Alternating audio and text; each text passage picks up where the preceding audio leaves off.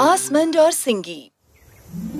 एक समय की बात है, एक शाही परिवार एक बहुत ही खूबसूरत और सुखमय राज्य में राज करता था। राजा और रानी का एक बेटा था आसमंड और बेटी थी सिंगी, और वे उनसे बहुत अत्यधिक प्रेम करते थे। दोनों राजकुमार और राजकुमारी को हर बात समझाई गई थी जो एक अच्छे राजकुमार और राजकुमारी को जानी चाहिए, और वे बड़े होकर बने बुद्धिमान, प्रतिभाशाली और दक्ष। एक बात जो उन दोनों को सबसे पसंद थी वो थी कुदरत। मैंने अंत में पिताजी को मना ही लिया। किस लिए?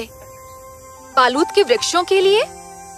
भूल सुधार लो, बालूत के वृक्ष नहीं, बालूत का वृक्ष। ओह चलो भी, तुम जानते हो तुम्हारी तरह ही मैं भी उनसे एक वृक्ष पर रहना चाहती थी। तुम मेरे बिना नहीं जा सकते। आउच! बेशक मैंने पिताजी से दोनों वृक्ष मांगे हैं और वो मान गए हैं। हाँ, आखिरकार हम उन पुराने खोखले वृक्षों पर घर बनाएंगे। कल्पना करो, जंगल के बीचों बीच एक वृक्ष के अंदर रहना, और फिर भी महल के नजदीक, माता पिता के नजदीक। आसमंड, हम भाग्यशाली हैं। तो राजकुमार और राजकुमारी ने दो पुराने खोखले बालूत के वृक्ष जंगल से लिए और उन्हें बिल्कुल महल के करीब लगा दिया और अपने घर वहाँ बनाए। अपने सबसे सर्वोत्तम फर्नीचर वहाँ ले गए और अपनी सब मनपसंद वाली चीज उस घर में। वे दोनों उस जंगल में बहुत खुश थे। वे चिड़ियों की चहचहाहट से उठते, उन विशाल दरख्तों की छाया में बैठकर खाते, जैसे हर दिन एक खूबसूरत पिकनिक हो। एक दिन उनके माता पिता ने एक संदेश भेजा। राजकुमार आसमंड और राजकुमारी सिंगी की जय हो। क्या बात है जोनाथन? राजा और रानी ने आपको एक संदेश भेजा है। धन्यवाद। ये तुम्हारे लिए है बहन। ये क्या है? ऐसा लगता है रबामा के राज्य का राजकुमार रिंग तुमसे प्रेम करता है और वो विवाह में तुम्हारा हाथ मांगने के लिए आना चाहता है। क्या? मुझे दो ये। मैंने सुना है कि वो बहुत ही खूबसूरत है। और मैंने ये सुना है कि उसकी एक सुंदर बहन है। तो क्या ख्याल है तुम्हारा? तुम मुझसे मिलोगी? मुझे पता नहीं कि वो कब आ रहा है। अगले शुक्रवार, आज से 5 दिन के बाद। माँ और पिताजी चाहते हैं कि हम महल में वापस लौट जाएं। हमारे पास अभी भी 5 दिन है। हमें आज वापस जाने की जरूरत नहीं है। हम बुधवार को वापस जाएंगे। उम्मीद है तुम्हें तैयार होने के लिए 2 दिन काफी होंगे।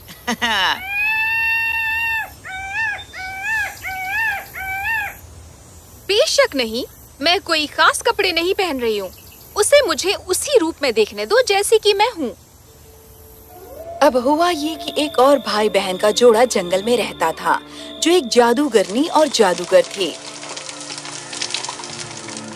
एक दिन जब आसमंड और सिंगी बाहर थे, झील में नाव चलाते, जादूगरनी और उसके भाई ने उन्हें देखा। राजकुमारी सिंगी की सुंदरता देखकर जादूगरनी ईर्ष्या से भर गई। कोई जो मुझसे इतना सुंदर है, उसकी जुर्रत कैसे हुई कि वो जंगल में रह सके? मैंने सुना है कि उसकी सुंदरता इतनी प्रसिद्ध है कि एक बहुत दूर दराज के प्रदेश से एक राजकुमार उससे मिलने के लिए आ रहा है। मैं ये नहीं होने दूंगी, मैं ये नहीं होने दूंगी।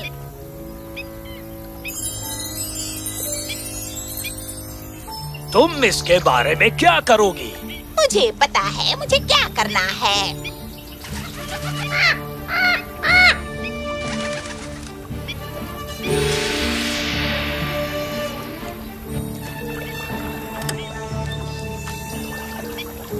हे, चिड़िया, कैसी हो? आओ, हाय, आओ। क्या तुम ठीक हो? हाँ, मैं ठीक हूँ। ये किस बारे में था?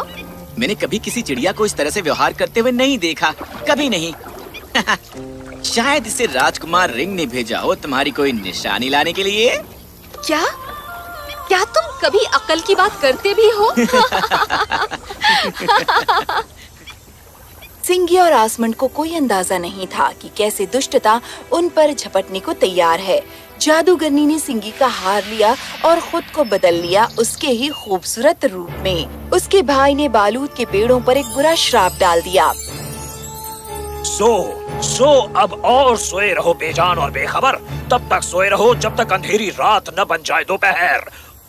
और अब वो हमेशा के लिए सोए रहेंगे। फिर जादूगर शाही परिवार के पास गया जो राजकुमार रिंग के स्वागत करने के लिए इंतजार कर रहा था। गायब हो जाओ, देखे न तुम्हें कोई नजर। तभी वापस आना जब अंधियारी रात बन जाए दोपहर। अब वो हमेशा के लिए चले गए हैं। कुछ देर के बाद राजकुमार रिंग आ पहुँचे और जैसे ही उसने उस जादूगरनी को देखा जो अब राजकुमारी सिंगी में तब्दील हो गई थी, राजकुमार रिंग उसकी सुंदरता से सम्मोहित हो गया। माय लेडी, तुम अवश्य ही राजकुमारी सिंगी होगी। हाँ महाराज, और मैं यहाँ इंतजार कर रही हूँ आपके साथ आपके देश में नाव से जाने के लिए। पर तुम्हारे माता पिता का क्या? मेरे पिता को लड़ाई में जाना पड़ा और इसीलिए उनकी ये इच्छा है कि हम वापस आपके देश में चले जाएं और वो स्वयं वहाँ पर आएंगे विवाह के लिए उपहार लेकर। मैं लड़ाई में मदद कर सकता हूँ। नहीं, मेरे पिता की इच्छा है कि हम वापस जहाज से जाएं। ठीक है, फिर आओ। अपने जहाज में इंतजार करो जब तक कि मैं वो ना ले आऊं जो सचमुच मुझे बहुत प्रिय है अपने साथ ले जाने के लिए। बेशक।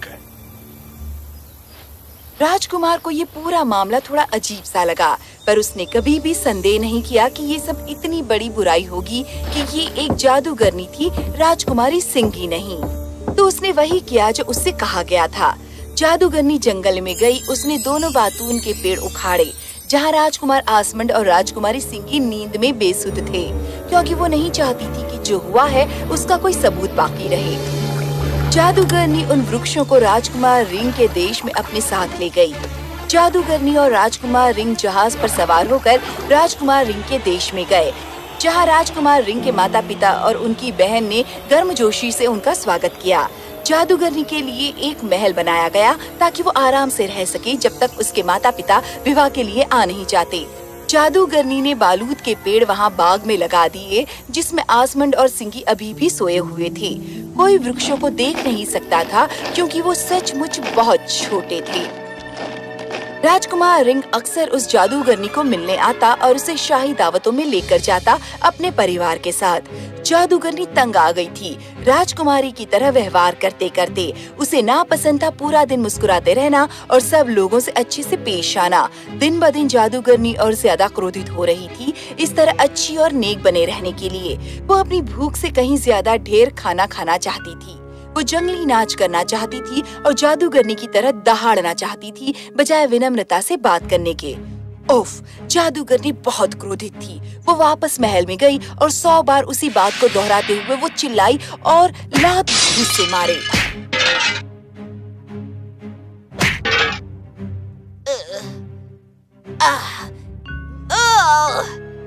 मैं तंग आ चुकी हूँ अच्छाई का नाटक करते करते। कहाँ वो जंगल की आवारा जिंदगी जहाँ मैं जितना जी चाहे भाग सकती थी, लताड़ सकती थी और चिल्ला सकती थी। मुझे नफरत है पूरा दिन मुस्कुराने से। मुझे नफरत है अच्छे विनम्र तरीके से बोलने में और मैं भूख से मरी जा रही हूँ। वो कितना कम खाते हैं, वो कितना कम खाते हैं। मैं अपने भाई को ही खा डालूंगी यदि वो इसी वक्त मेरे लिए खाना नहीं लाता। अभी इसी वक्त।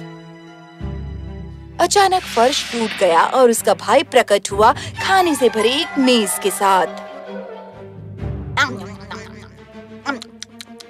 बहुत हो गया। एक और दिन अगर मुझे राजकुमारी बनकर रहना पड़ा तो मैं खुद राजकुमार को मार डालूंगी। क्या तुम पागल हो गई हो? इस राज्य का राजा सचमुच बहुत शक्तिशाली है।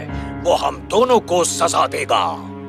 फिर असली सिंगी को वापस लाओ और हम यहाँ से भाग जाते हैं। मैं ये नहीं कर सकता। मैंने उन पर जादू डाला है कि वो सोए रहेंगे जब तक कि दिन रात में नहीं बदल जाती, जो असंभव है। वो वापस नहीं आने वाले। तो फिर मैं क्या करूंगी? पर जादूगरनी का भाई काफी गलत था। उस मूर्ख जादूगर को ये पता नहीं था कि कई बार दिन भी रात में तब्दील हो जाता है। ये कहलाता है ग्रहण, जब चांद सूर्य को ढांक लेता है ताकि धरती पर कोई प्रकाश न रहे, और तब दिन भी रात में तब्दील हो जाता है। ये चाहे कुछ भी समय के लिए हो। यही हुआ अगली दोपहर।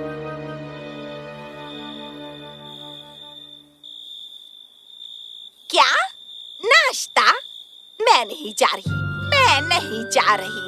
ओह, आज राजकुमार को आने दो, मैं उसे मार डालूंगी। वो आ गया है। मैं आ रही हूँ, आ रही हूँ। उस जादूगरनी ने तुम्हारा रूप धारण कर लिया है। मेरा हार, वो चिड़िया। ये जरूर राजकुमार रिंग होगा। हमें उसे बताना चाहिए। उस रात जब जादूगरनी को छोड़कर राजकुमार रिंग वापस जा रहा था, आसमान ने उसे रोका, उसे वापसी के रास्ते पर। तुम कौन हो? तुम मेरे रास्ते में क्यों खड़े हो? मैं राजकुमार एस्मंड हूँ, राजकुमारी सिंगी का भाई। तो क्या लड़ाई खत्म हो गई? तुम्हारे माता पिता कहाँ हैं? कोई लड़ाई नहीं थी, और वो औरत जो उस महल में रह रही है वो मेरी बहन नहीं है। वो राजकुमारी सिंगी नहीं है, वो एक जादूगरनी है। मैं उस पर विश्वास कैसे करूं जो तुम कह रहे हो? वो राजकुमारी सिंगी नहीं है, वो मैं हूँ। हमारे साथ आओ। आसमंड और सिंगी राजकुमार को महल में ले गए, जादूगरनी के कमरे की खिड़की पर, जहाँ वो फिर से चिल्ला रही थी और लात घूंसे लहरा रही थी। उसने सिंगी का हार तोड़ दिया और वो अपने रूप में वापस आ गई। मैं तंग आ चुकी हूँ अच्छाई का नाटक करते करते। कहाँ वो जंगल की आवारा जिंदगी, जहाँ मैं जितना जी चाहे भाग सकती थी, लताड़ सकती थी और चिल्ला सकती थी। मुझे नफरत है पूरा दिन मुस्कुराने से, मुझे नफरत है अच्छे विनम्र तरीके से बोलने में, और मैं भूख से मरी जा रही हूँ। वो कितना कम खाते हैं, वो कितना कम खाते हैं। मैं अपने भाई को ही खा जाऊंगी यदि वो मेरे लिए खाना नहीं लाता। अचानक फर्श टूट गया और उसका भाई प्रकट हुआ, खाने से भरे एक मेज के साथ। बहुत हो गया। एक और दिन अगर मुझे राजकुमारी बनकर रहना पड़ा तो मैं खुद राजकुमार को मार डालूंगी।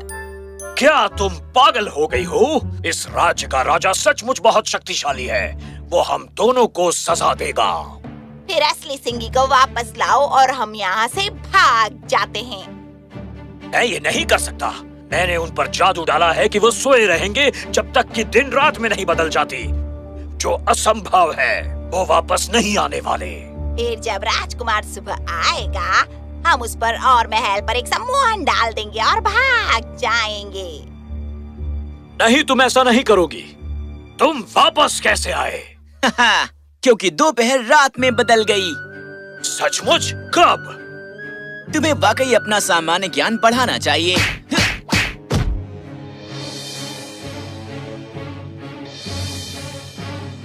हमें माता पिता को संदेश भेजना चाहिए, वो हमारे बारे में चिंतित होंगे।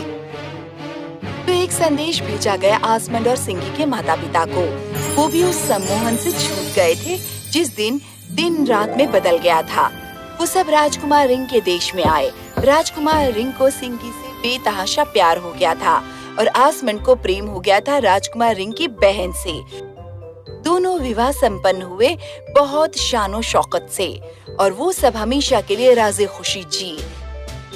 जहाँ तक जादूगर और जादूगरनी का सवाल है, उन्हें उसी बालूद के पेड़ में कैद कर दिया गया जहाँ वो कैद रहे, तब भी जब दोपहर रात में बदल गया।